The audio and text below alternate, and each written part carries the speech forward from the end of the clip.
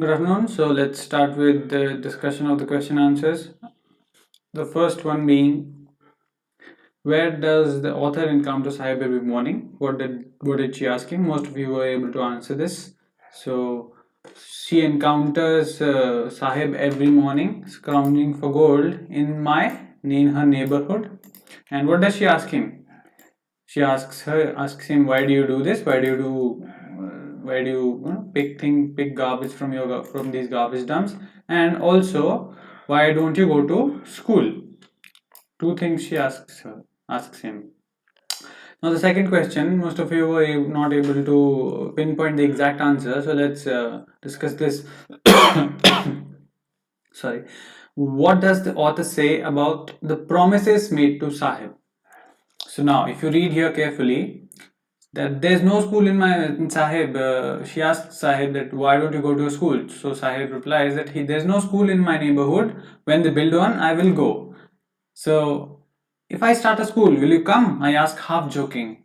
Yes, he says, smiling broadly. So she just casually makes a promise did not just make a promise, asks him, if I make a school for you, will you join? He is like, yes, of course I would like to join. And then later he comes to ask her that is your school ready? And obviously the school was not ready, and she answers that it takes longer to build a school. And obviously it was not a promise, but it was a hope that she had lent out as a hope of hand that she will definitely try to get him to school rather than picking up garbage. But this was kind of a promise that she makes, and a lot of people who ever talk to these people make such promises to them. So the question is, what does the author say about the promises made to Sahib? So there is a line here, if you remember, if you see, but promises like mine abound in every corner of his bleak woods. This is what she actually says about those promises, that people promise lots of things to these people, but these promises are just hoaxes. They are empty promises, they don't mean anything, and such promises abound in his world. There are lots of promises like this in the world of Sahib, and they are never fulfilled. So these people are not actually just hoping for things to happen from those promises, because they are never going to happen, and because many people make such promises to them. That is what she exactly said, that these promises are like empty promises to them. A lot of people make these promises to these people, to people like Sahib, but they are never fulfilled, just like her promise to send him to school.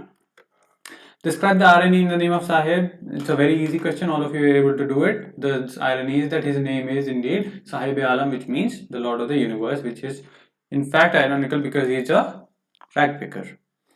Simapuri is a place on the periphery of Delhi, yet miles away from it, metaphorically. Elaborate.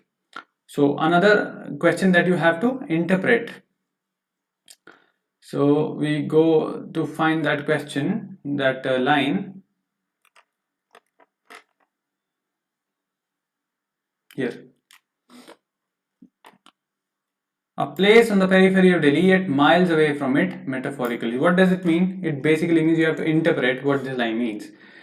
It says that it's on the periphery of Delhi, yet miles away from it, because here she describes what the condition of that place is like. It has structures of mud, roof of tin, tarpaulin, divide of sewage, drainage, or running water, where live 10,000 rag pickers. So this is what she's describing the place to be like. But Delhi is not like that, right? So we have to interpret that this place, although being just miles away from Delhi, is devoid of all the development, everything that the national capital stands for. Okay, all the luxuries that you can get in Delhi, all the development, all the job opportunities, you don't get that in Simapuri. So this place, although being just miles away, just on the outskirts of Delhi, is still miles away from it in becoming a place like Delhi, where people and their living standards are as good as the people living in Delhi. So this is why the Simapuri is miles away from it, metaphorically. Why did the squatters leave the green fields and settle in Simapuri? Very easy answer. All of you were able to do it. If anybody has any problem, nobody has actually said that there's a problem in this question. So let's move on to the next question because it's a very easy question. Question six. Where does the author find Sahib one winter morning? What is a dream come true for him? So it's a very easy question again, with just like a reading comprehension question. So Sahib too is wearing tennis shoes that look strange over discolored strange over his discolored shorts. Someone gave them to me. He says in a manner of explanation, the fact that they are discarded shoes of some rich boy who perhaps refused to wear them because of a hole in them, because of a hole in one of them does not bother him. For one who has walked barefoot, even shoes with a hole is a dream come true. But the game is a watching is also intently out of his reach. So where does she find him? One winter morning, I see Sahib standing by the fence gate of neighboring club. That is the answer to the first part. Watching two people dressed in white playing tennis, and this is the second part. The answer to the second part, that he was wearing discarded tennis shoes, which was a dream come true for him because he was always bare feet. Why does garbage have different meaning for children and their parents? Comment. Again, a very straight question.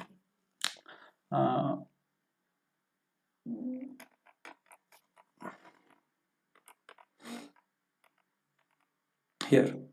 And survival in Simapuri means ragpicking. Through the years, it has acquired proportion of a fine art. Garbage to them is gold. It is their daily bread, a roof over their heads. No, not this one.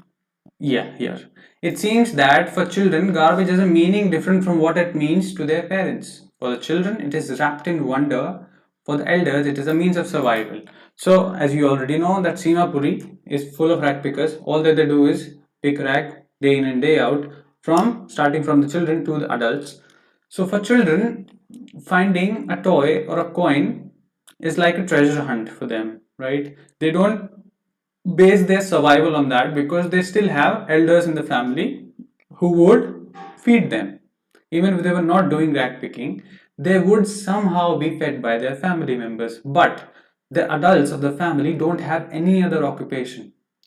So, the children who are going to pick rag and they find some good things, it's a treasure hunt for them. It's like a game for them. It is wrapped, garbage to them is gold.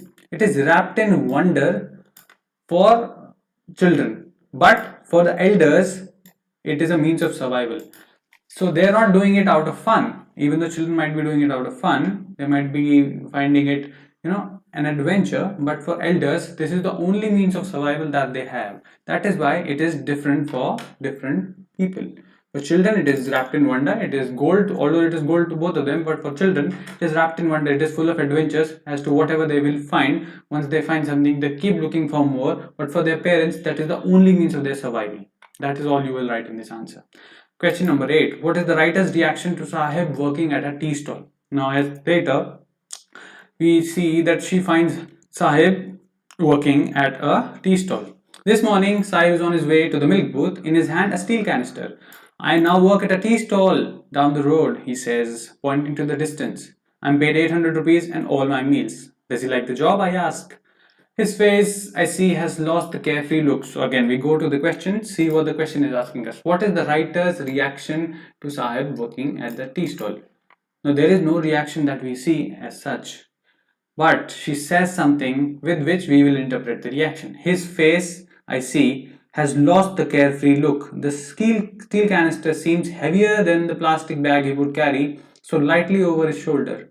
The bag was his. The canister belongs to the man who owns the tea shop. Sai is no longer his own master. So this is what she's saying about Sahib working at the tea stall. So through this, you will interpret her reaction that obviously she doesn't like Sahib working at a tea stall because, first of all, whatever the bag, steel canister that he is carrying is heavier than the the garbage bag they used to carry over his shoulder. Number two, he is no longer his own master, that there is no freedom. He has a schedule to which he has to abide by. He cannot roam around anywhere and everywhere. He is no longer his own master. He is now become a servant, and he has lost the carefree look in his eyes, on his face. So this is her reaction, that she does not like it at all. Okay, so you will write that the writer mentions how she saw that the steel canister was heavier than the bag that he used to carry. The face that she saw has also lost the carefree had also lost the carefree look, and that she also noticed that he is no longer his own master, which tells us that that the author, that writer, was not happy with Sahib working at a tea stall. Is Sahib happy working at a tea stall? Now this is the change of perspective, asking us about Sahib. I now work at a tea stall. He says, pointing, I am paid 800 rupees and all my meals. So obviously he's in a better position, but because he has a fixed income now and his meals are sorted. But does he like working at the tea stall? We can never tell. Okay, so some people say that yeah, obviously he likes because he's getting paid, and some people say that obviously he doesn't like because he has lost the carefree look. But you need to tell me that. Okay, this is an interpretation. You can either answer yes, you can either answer no. It is up to you. But most people say that no, he doesn't like working at the tea stall because he is not his own master. That is it. That is all the answer is. And for yes, you can say yes, he likes working at the tea stall because number one, he gets a fixed income, and number two, he doesn't have to, rack pick every day, and he doesn't have to be in dirty places. Number three, he has all his meals sorted. So food is more important. So food is sorted. That is what he mentions to the writer as well. That is what the highlight to him is about working at that tea stall. So you can either answer yes or no, but you have to justify your answer. Both the answers are correct. So today I've given you some questions. Before that, before just read through the questions, I'm going to give in the next video the second part of the story, and just giving a brief run through, a brief history, history summary, and with that summary you will go through that story of Mukesh, and then you will go through those answers. And those answers are also very interpretive in nature. Those are not reading comprehension questions that you can just read through the chapter and do. So you have to read while understanding and interpreting the text. So go through those questions before. In the meanwhile, I'm just giving you the summary video.